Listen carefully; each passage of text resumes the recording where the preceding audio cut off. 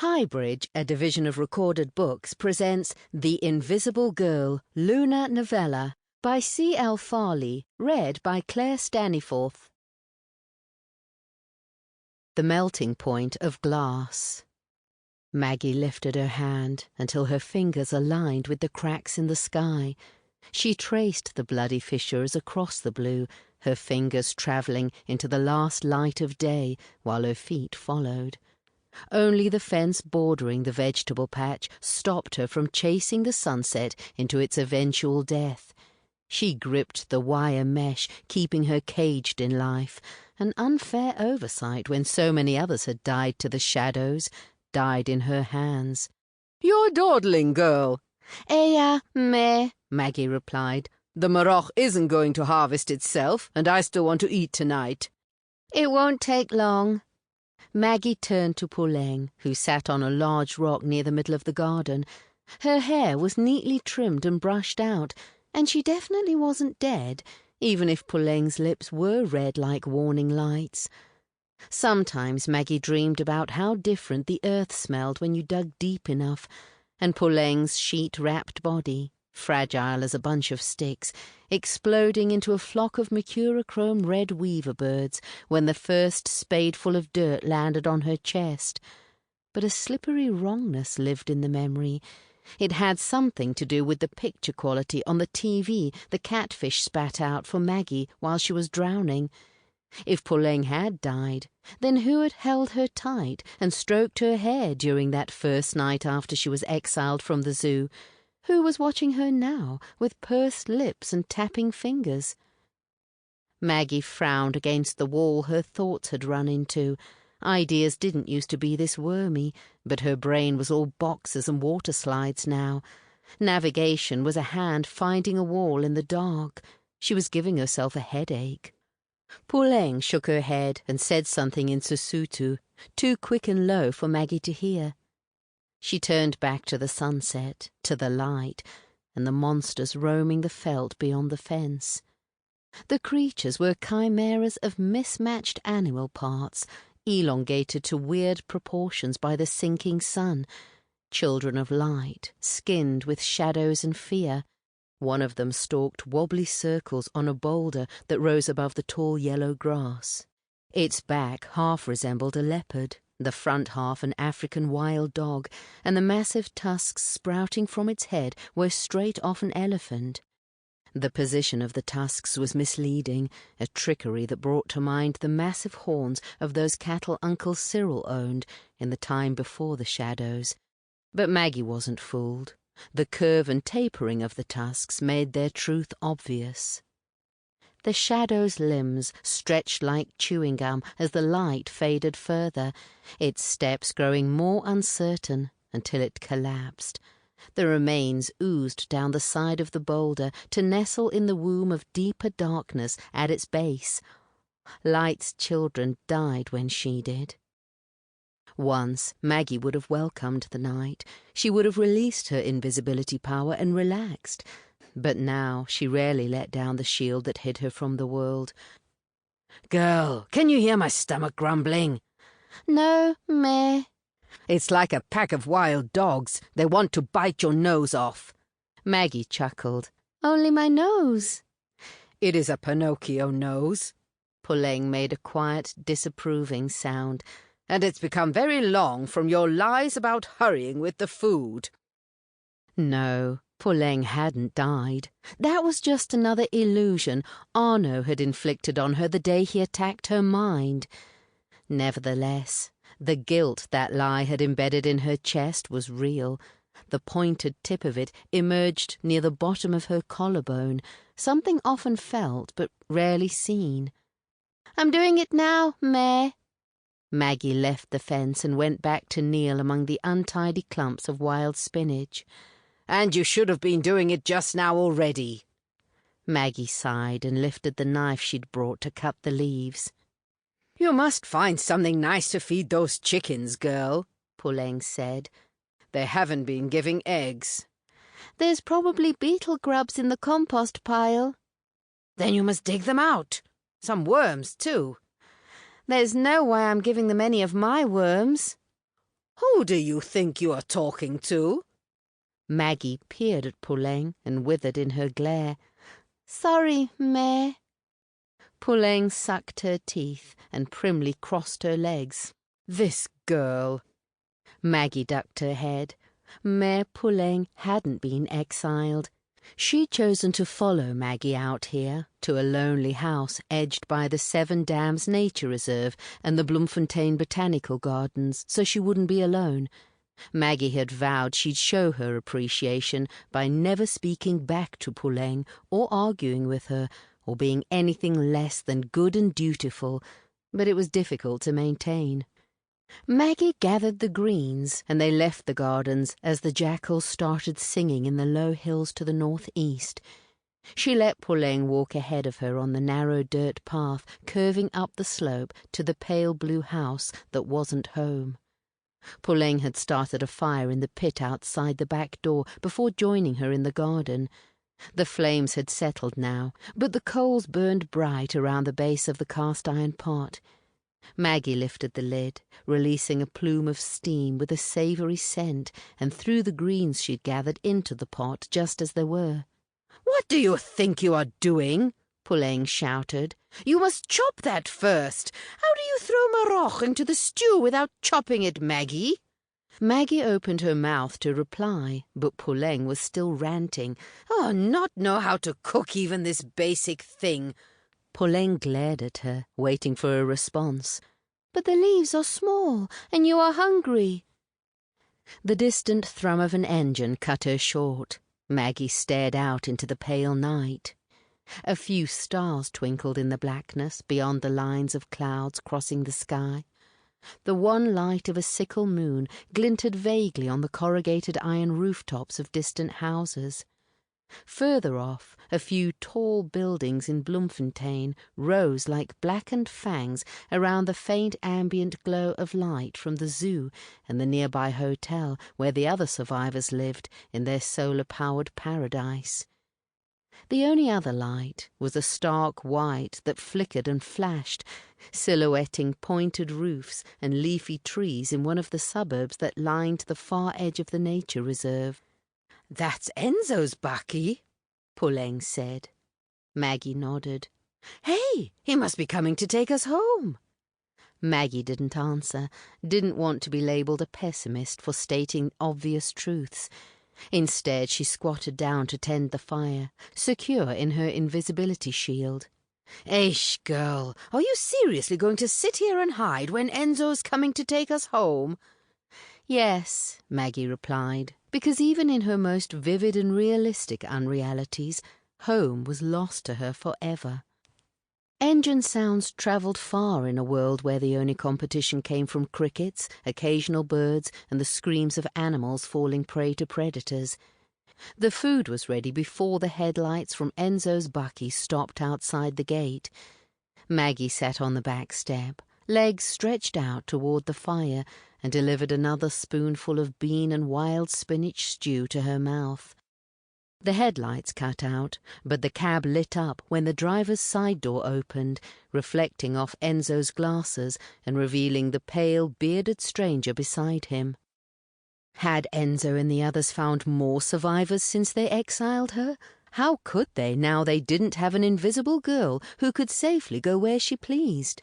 Faisal could make electricity sing and dance, and probably use his ability to power drones too. "Maggie!" Enzo had stepped out of the car. He turned on a floodlight torch, and Maggie shielded her eyes with one arm. "Maggie!" "Maybe she's out hunting." That had to be the stranger. His voice carried an English private school accent, like that boy Lebo brought to one of Maggie's parties, or that weird girl who played drums in What's-His-Name's band. Long ago people, ghosts without relevance. "Then what do we do? Look for the girl or wait?" Another voice she didn't recognize, but this one was sharp, and his accent was Carp's. Where the hell did Enzo find these people? Surely even a Faisal-powered drone couldn't fly all the way to Cape Town. "No, she's here," Enzo sighed. "She just isn't coming out. Maggie!" He raised his voice again. "Please, I need to speak to you. It's important." Maggie stood and stretched. The answer was simple. Enzo didn't find these people. Her mind was playing unrealities for her again. Dread twined through her ribs, tightening her chest. She didn't want to do this, not now or ever again. Where had Pulleng gone to? "I see your shadow, Maggie." "So what?" she called back, already turning to go inside. "I have to speak with you, Margaret." That was the hoity-toity dude's voice again. It was followed by the squeak of the gate opening and hurried footsteps. "All of our survival depends on it, depends on you," he continued, his voice drawing closer. Maggie opened the door and kicked off her shoes. Any minute now. He groaned like sickness and slow death. The only thing about life that was constant and certain was her invisibility's shield's ability to render her unseen and repulse anything that tried to get close to her. The guy with the Carp's accent was shouting now, his voice mingling with Enzo's into a vaguely annoying buzz. They were flies on a corpse you haven't seen yet. Where was Pulleng? Maggie navigated the kitchen by familiarity, striding through the darkness to switch on the portable solar battery she used to power the lights. Ashcom's load shedding had left a useful legacy of power-generating equipment in the dust and bones of middle-class houses. The LCD screen flickered on, showing it had 2 bars left. "You are too stubborn, Maggie. Go speak to Enzo." There she was. Maggie sighed and turned on the kitchen lamp. "They aren't real, meh?" "Then how do I know Enzo is here?" Maggie turned to study Pulleng. She posed a good question, but also she'd braided her hair flat against her scalp in the time between finishing her meal and now.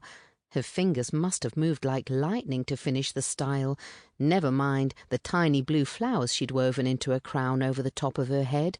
She was dressed to impress. "This is real, Margaret, real and urgent."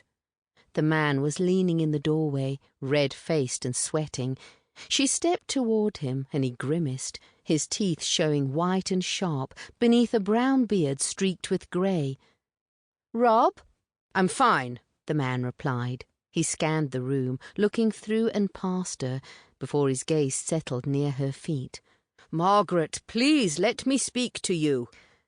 Night was advancing, and she had to make a run to one of her supply caches for more sump and tins of curry. Pulleng had specifically asked her to fetch those things. It would be an onerous task if she had delusions dogging her steps all night. But Pulleng could see them.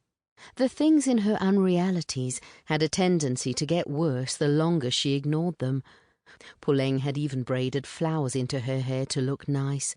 This Rob guy's sharp teeth implied he'd try to bite her. "Margaret?" "Okay, speak." Maggie lifted herself up to sit on the kitchen counter.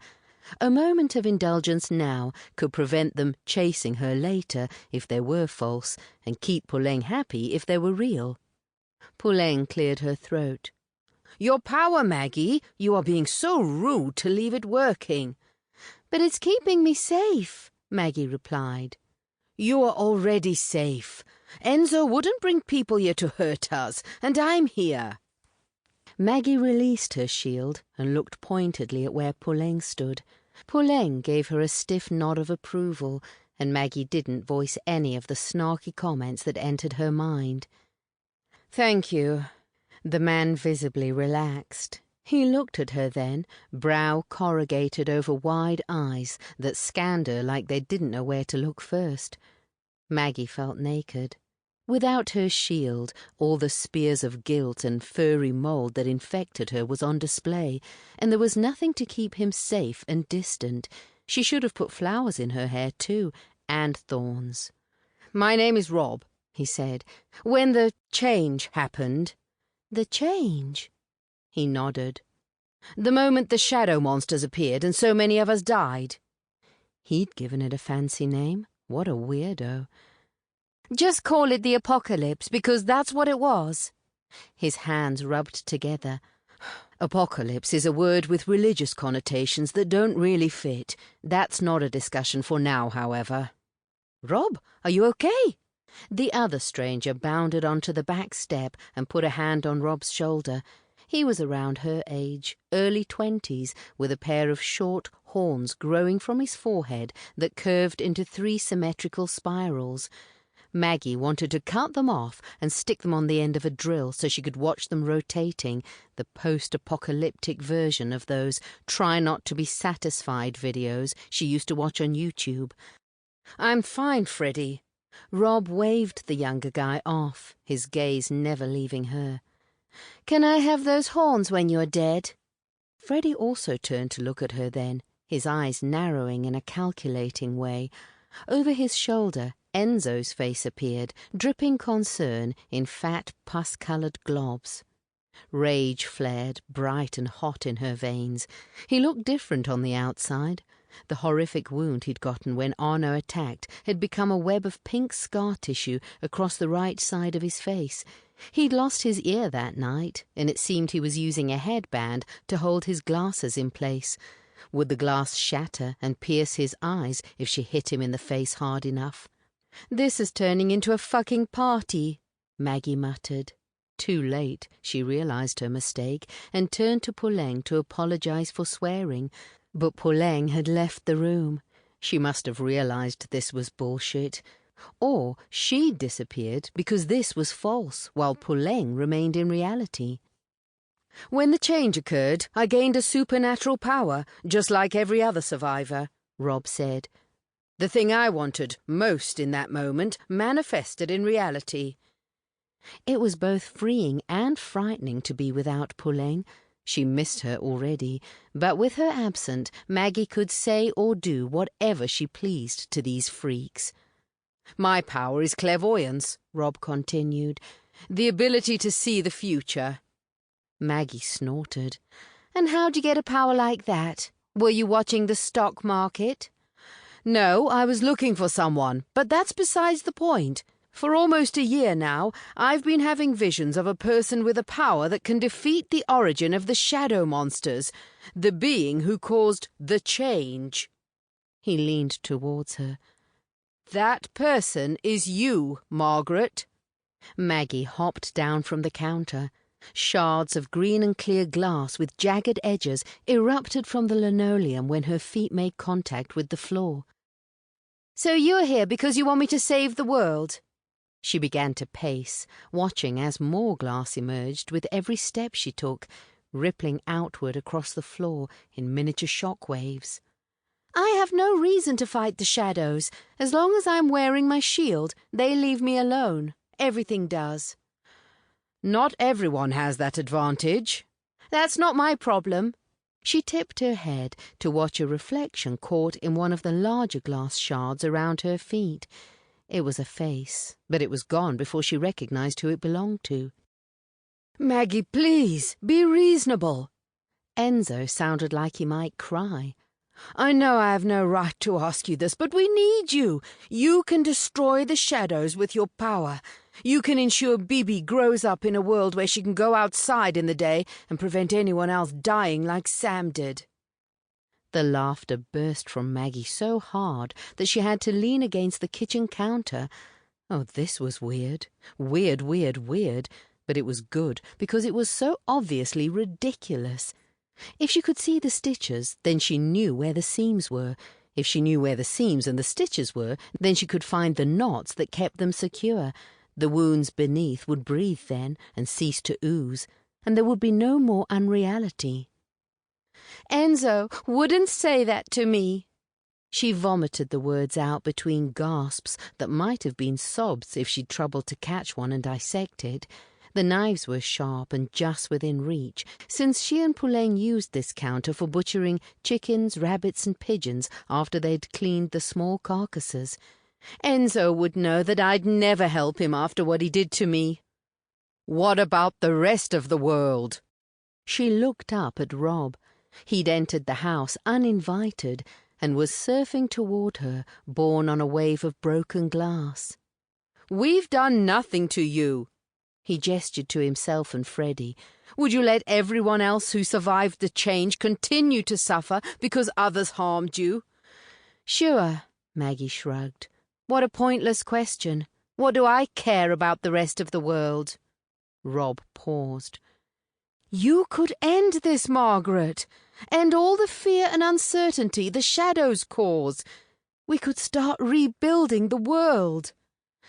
It would be nice to have internet again, and TikTok, but the rest of it, well, it was probably a great place for private-schooled old white dudes like Rob. "There are other groups of survivors out there. Freddie and I met them on our journey to Bloemfontein. If we all could travel safely by day, then we could start working together to rebuild infrastructure, share our abilities to help each other, rebuild." "It's looping now, isn't it?" She shook her head. "But I'm still not going to agree." "And why the fuck not?" Freddie stomped forward to stand across from her on the other side of the counter. "Are you such an arsehole that you'd refuse to help what could be thousands of people just because, like, 20 of them hurt your feelings?" "They kicked me out of my home when I was injured, when I needed them most," she snarled at him. "They couldn't handle what happened to me, how I changed because of what Arno did, so they threw me away." "That's not true, Maggie. You were hurting people." "Shut up." She jabbed her finger at Enzo. "You have no idea what it's like to be trapped in your own head, to be tortured. You never even tried to understand what I was going through." "I did. I tried as hard as I could." Enzo's lip quivered and his face wrinkled. His purulent concern oozed along the furrows. "Arno attacked us too when we found you." "Shut up," she muttered, turning back to Freddie.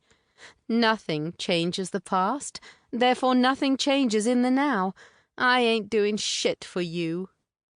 Maggie eyed the sharp tips of his horns and watched the black of his pupils swirl into an incandescent red. Was the violence starting? "What are you going to do about it?" she asked. The safety of her shield was just around her shoulders, waiting to be pulled tight. It might be easier to fight and kill and be done with this. He opened his mouth to answer, but Rob had joined him and put a hand on his shoulder. "We will do everything we can to change your mind, Margaret. We'll camp on your doorstep if that's what it takes." Maggie pulled the sharpest knife from the knife block. "I am not going to be haunted by make-believe men selling fantasies about saving the world." "Don't!" Enzo had moved forward, but he quickly backed away with his hands raised when she pointed the knife at him. "You want to go first?" Maggie moved towards him. "Maggie, we're really here. This isn't a psychotic episode. We are real." Enzo's eyes were wide and his voice tinny with fear. The palms of his hands were swelling, the bulges turned white, skin cells dying and turning to flakes, which wove themselves into threads. Egg sacs. He'd brought some nasty bug babies with him. "That's what they always say. They're always real when they want you to believe them, and always gone when I need them." She stepped past the edge of the counter, and then a hand closed around her wrist. The world spun 2.5 times, and when it stopped again, she was being restrained. Arms like cable ties holding her, touching, fingers digging into her wrist to strum on the tendons, and they sang so sweetly. Sweat like diamonds glistening, sliding, smelling like the hot closed spaces where limbs joined torso, and the dirt hiding under fallen leaves. Touching, crawling over her skin, words hot on her neck, and Rob and Enzo both were melting like oil paintings, their colours smeared together to shape shoulders and a head behind them, a blurry silhouette that made her skin crawl with familiarity. This was the moment when Maggie realised she'd never left the island, the narrator said. He was still blurry, but his colours were separating into clothes and skin, lines and shadow. A hood covered his face. "What?" Maggie wailed. "That can't be true." "But it is." The man sidled between the smudge forms of Enzo and Rob, bumping them both. Their heads snapped loose and floated away, revolving through the air with mouths open, fangs gleaming. "You're still here, Maggie, with me."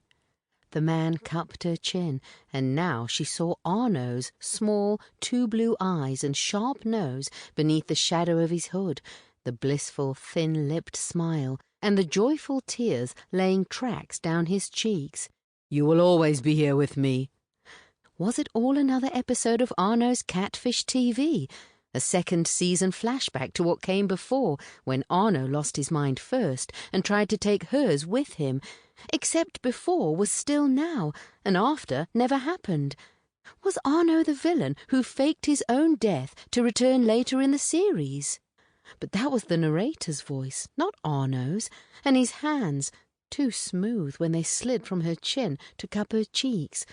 The narrator might look like Arno, but he was a cheap copy, a try-hard who skipped over the finer details. She noticed it just before her face went numb, succumbing to the tingling, icy spreading through her body.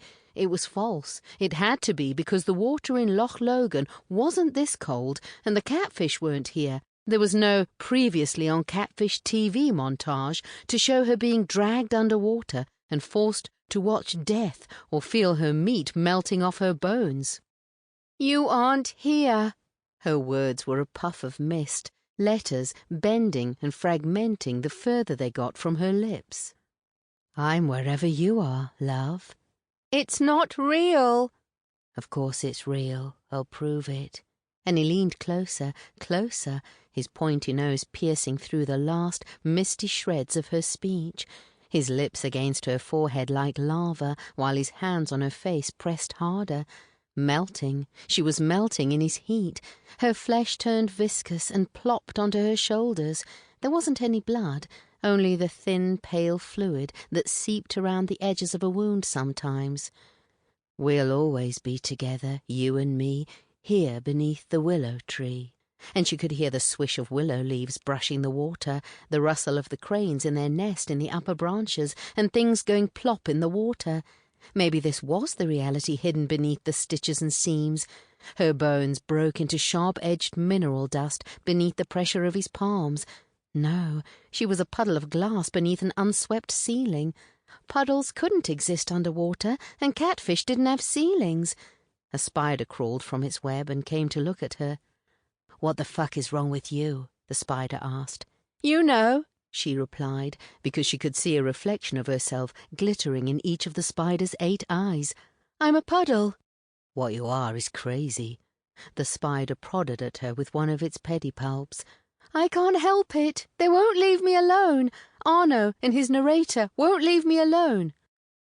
"We still don't know exactly what happened," Enzo said. "Arno had asked Maggie to use her invisibility to shield him several times before. He was a telepath, and he said her power helped to make everyone else's thoughts less intrusive." "No, he said it muted the voices completely," Maggie said. "It was a mother's hug for him, too."